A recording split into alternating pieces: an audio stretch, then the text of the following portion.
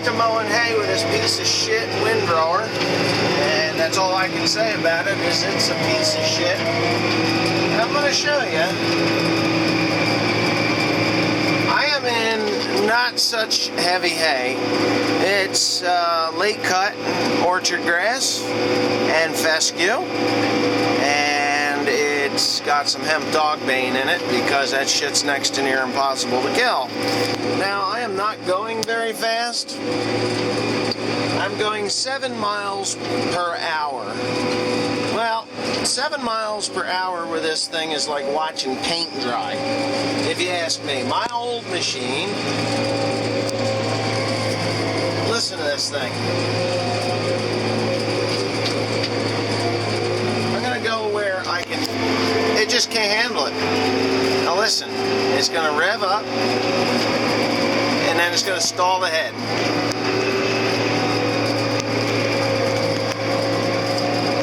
I can't even go 10 acres an hour with this thing.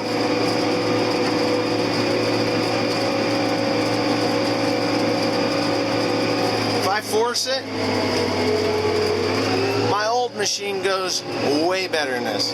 There it is. There it is. You hear it?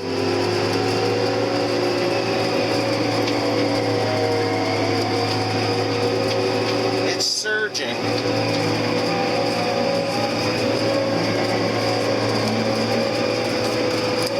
It's doing a lousy job because of that. I have the crusher rolls backed off all the way. There's absolute, and I'll prove it because you can see it from here. Maybe I'll telescope in on it. There's a little indicator there. It is on. Oh, I'm making a skipper now. Come on. Okay, so now I'm getting even more and more disappointed with this thing. My old mower will outmow this thing. My old mower has an average of over 23,000 acres of ground through it. Has an average of 12.3 acres per hour. An average of 12.3 acres an hour. I've got this thing here. I can't even get 11 acres an hour out of it. I mean, it's comical. It's absolutely comical. I'm going to lay this to rest too. Triple mowers cannot handle, you know, a lot of guys are saying, hey, why don't you buy a big John Deere tractor, a big case, or a Fendt, or some big tractor to run a set of triple mowers.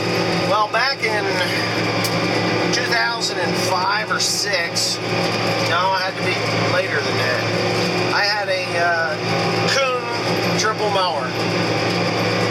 And that thing, it wasn't built very good.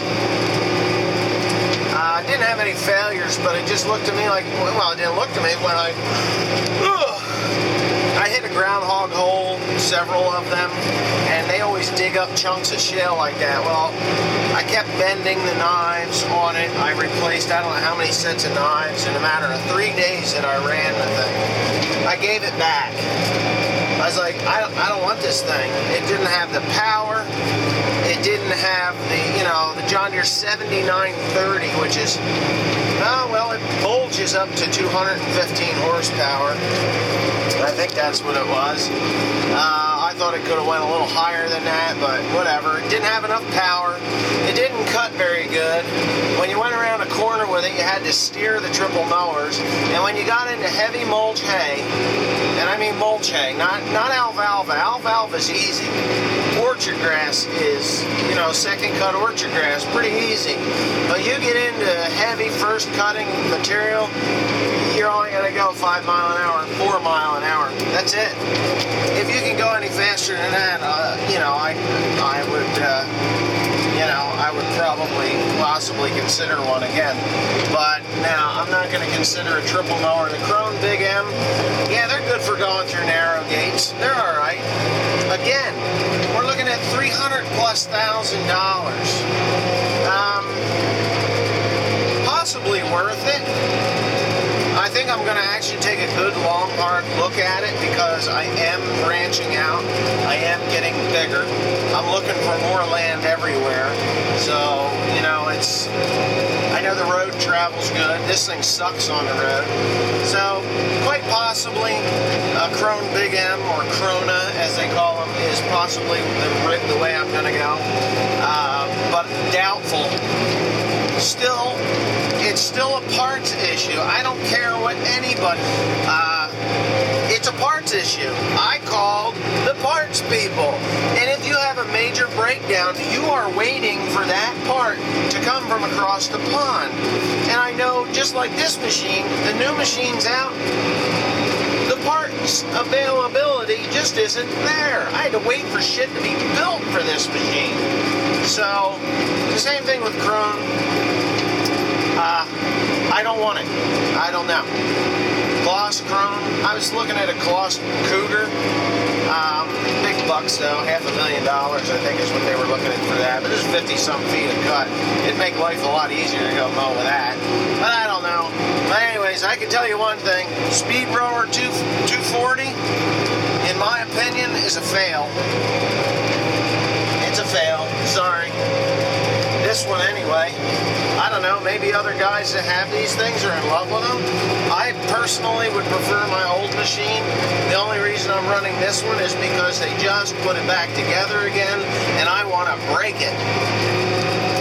You know why I want to break it? Because I want this motherfucker out of my life. This is stalling out at 7 miles an hour. This thing is stalling out. Wow. You know, my old machine, I could put the stick all the way forward, and that's 12 miles an hour, and it wouldn't even stall the hell out. So, anyway, yeah, you can see my frustration. I've got a headache. But thanks for watching. Please comment, rate, and subscribe if you haven't already.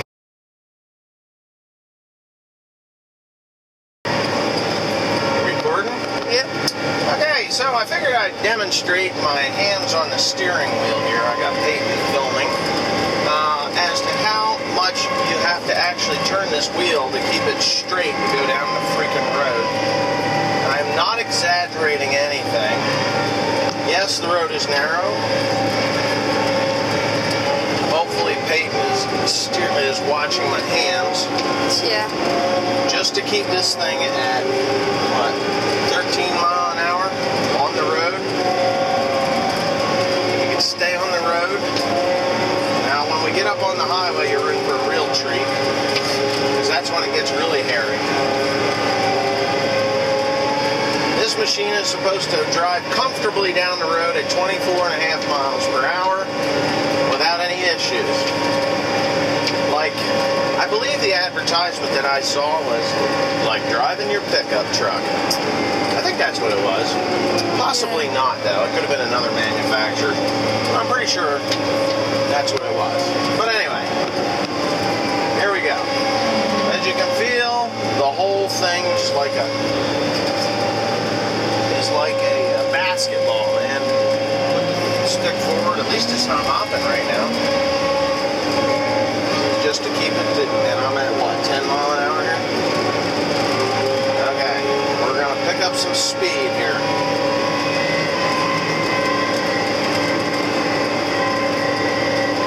I think we're at about 18. Alright, here we go. Fire in the hole! Alright. Now it's screaming at me because I'm over speeding it. Well, if I pull this stick back and drive at the speed that they say it's supposed to be at, it is unstable. I've already tried that, and it's actually harder to keep it straight on the road. I feel wobbling. I don't know what the hell that's all about. Anyways, okay, now I've got a nice straight road. I'm doing okay. I think I've got it stable enough that I can drive it straight. See the dirt and shit flying off the thing? Oh, there we go. Now, when I hit this this hill, the decline, of course I got a truck coming at me, so it's going to be a little bit tricky. When you hit the declines, or the downhill sides, it does what the old one used to do too. It sways from side to side. Very hard to keep straight.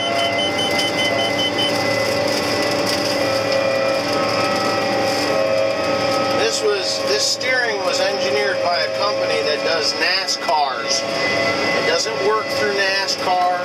They do NASCAR race cars. I forget what the name of the company is offhand, but it's advertised on their website who did the advertisement, or who did the engineering of the steering. So, if Tony Stewart was driving one of those cars when he ran that driver over, I perfectly understand why he hit that guy. Because it's a bastard to keep on the road. And you constantly got to adjust. Because when you do finally get it straight, then it lurches. Now, I got my eyes on the road. I don't know what my arms are doing, really. It says I'm traveling too fast, so... Now this is where the corners come in. The old machine, I had a very relaxed feel on the steering wheel when I drove it down the road. There were small movements. This one here, small movements don't even register. Now I'm straight again. Whew! That was just going around a corner. Isn't that crazy? Yeah, but then it wobbles. Well, the wobble is from the tires. That's another issue I have, and I'm going to have to address that. Hey, there goes a truck with a tire on it. Yeah. I wonder who that is. Now you can feel the front end coming down, coming down, coming down. The ass end was off the ground. That's another issue I have with this machine, that the ass end comes off the ground all the time. So now I got a bigger road, so I'll have a little more room to steer, which shouldn't be so exaggerated now. La, la, la, la, la, la.